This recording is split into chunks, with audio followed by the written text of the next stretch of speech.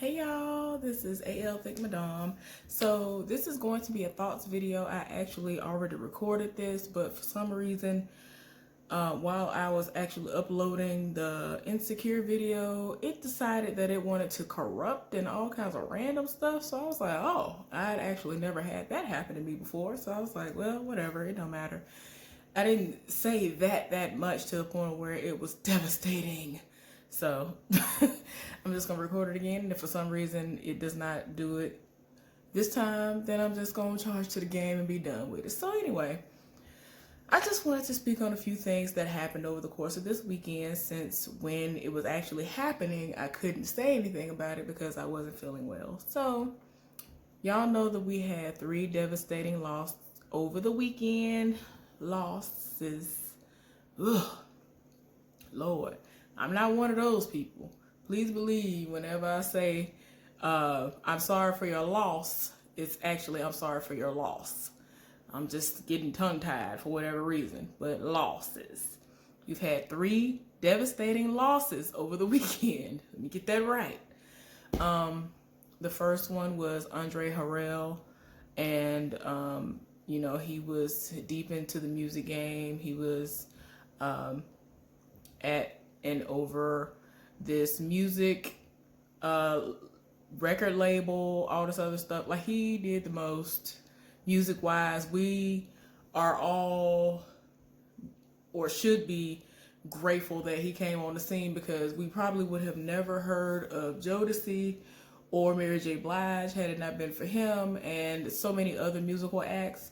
So of course, rest in peace to him, and keep his family lifted up in prayer. The second person who passed away over the weekend was Little Richard Penniman, and I lived for him. I grew up listening to his music, whether it was the secular or the actual Christian gospel, the hymns, whatever you want to refer to it as. I listened to both sides of it. My mama lives for the music that's not the secular, even though she does know that, but she really lived for him singing the you know, the really like churchy songs and gospel and hymns and all that stuff. And it was amazing.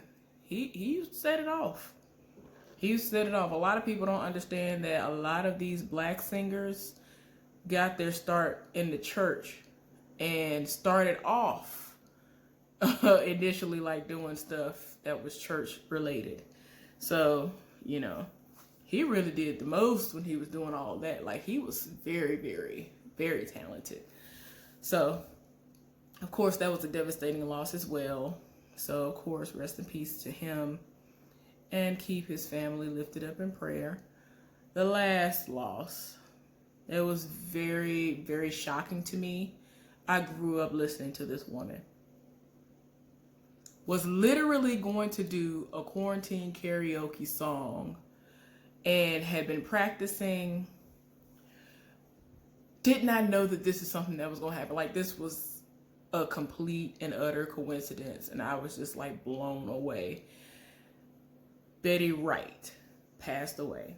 If you don't know who Betty Wright is, hopefully you just come from a background where you didn't grow up with that music playing in your house or had any kind of cookouts where her music was playing, but the woman was everything. She was an amazing singer. When I tell you she was amazing, she was an amazing singer.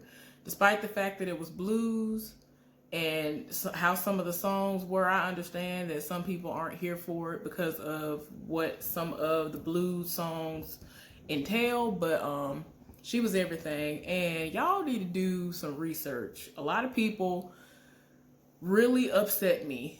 I'm just gonna put it like that. They really upset me, because if you went on various forums or in groups or whatever, people were like, rest in peace, Betty Wright. Right? And so many people were like, oh my gosh, I almost had a heart attack. I thought you said Betty White. And I was just like, this is what we doing. This is what we doing. This is what we doing. Like, I really took offense to it, because it's like, despite the fact that you didn't know who they were talking about initially. Okay, you know who they're talking about now. Or if you didn't know who she was, now you know because you Googled her to try to figure out, was it Betty White? And then when you found out, oh, it's an actual person who sings and puts out blues music. Oh, okay, now you know about her. Did you go look up some videos? Did you go educate yourself on this woman? The woman was everything. I don't know if y'all ever heard this before, but I have mentioned it in some videos before. This woman easily could have been on what is called a whistle registry. Look that up if you want to. But if you don't know what a whistle registry is, if you know of Mariah Carey, Minnie Riperton, or anybody like, what's her name, Shanice, Flex Anderson's wife, who did that song,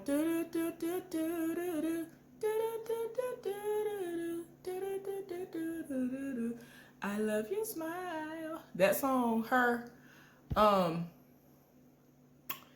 yeah, they all would sing notes, and it sounded like they were whistling, but they literally were singing notes, and they were really, really high.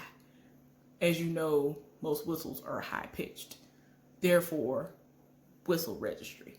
So yeah, she has songs that are hits right now that she was doing little parts in it where she was literally doing things that would be considered to be on the whistle registry. Y'all, people need to put some respect on this woman's name. Betty Wright was everything.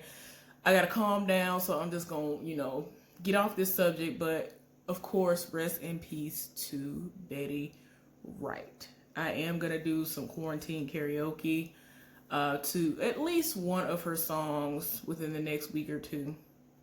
I'd already been planning on doing that anyway, so that was the crazy part. That's what happened before. I had done Dennis Edwards, and then he passed away. I was like, oh no, that's what we not fit to do.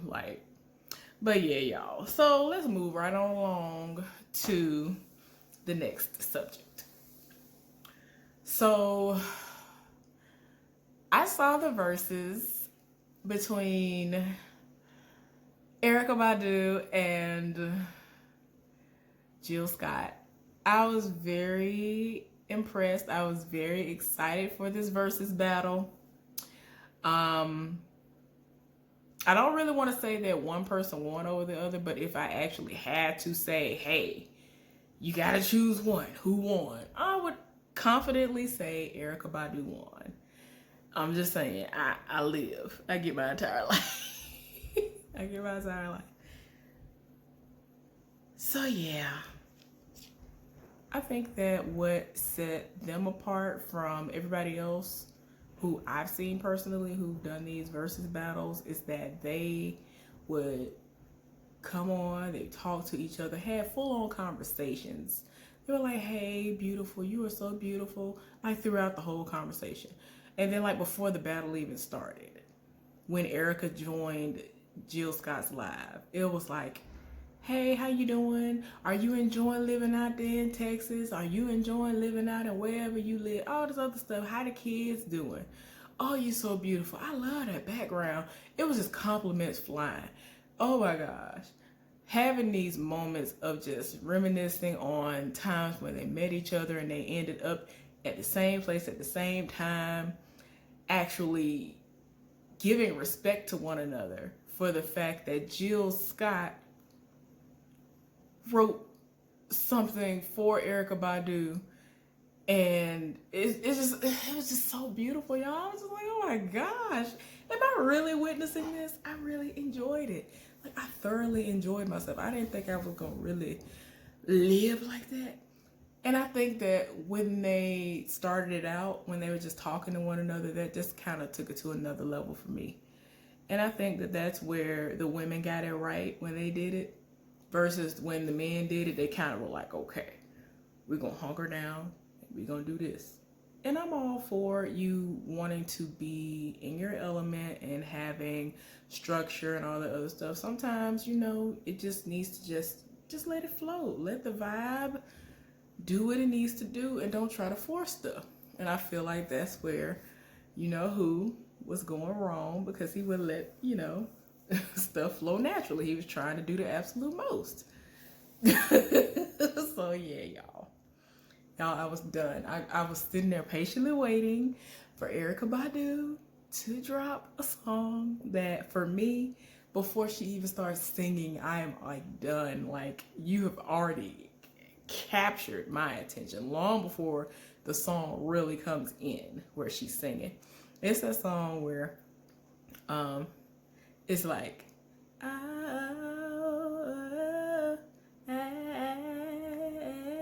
and like that's all she do, and I'm like, I already get my entire life, and she ain't even came in yet to my, ooh, hey, I'm trying to decide which way to go. I think I made a wrong turn back there somewhere, and that ain't even came on yet, and I get my life. I don't know what it is, but I love her. And Jill Scott, of course, she did Getting in the Way, and you know, is it the way you love me, baby? Of course, she did all those classics. Like, I was here for everything. I was here for everything. It was beautiful. It was a very amazing moment. I'm glad they did it. It kicked off Mother's Day weekend. Well, it just ended up being perfect that they had the verses Mother's Day weekend. It just ended up working out perfectly well. So I enjoyed it. I got my entire life. And even though I didn't feel well this weekend, I braved everything, forced myself to stay awake. I watched it, got my entire life, and I'm happy that I did watch it. So anyway, y'all, hopefully y'all enjoyed this thought video. I'm going to be done for the night because this footage was lost. But anyway, I'll see y'all later.